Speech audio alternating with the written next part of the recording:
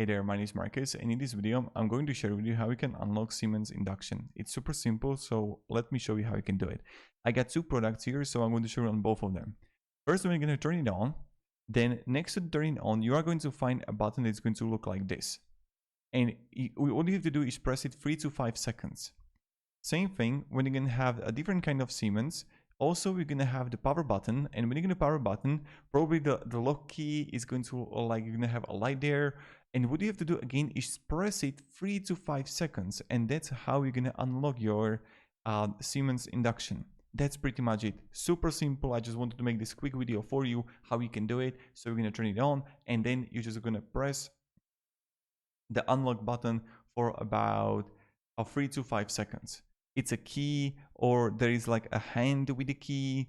So that's something you want to look for, but primarily it's going to be next to the power button. So thank you very much for watching, and have a great day, and goodbye.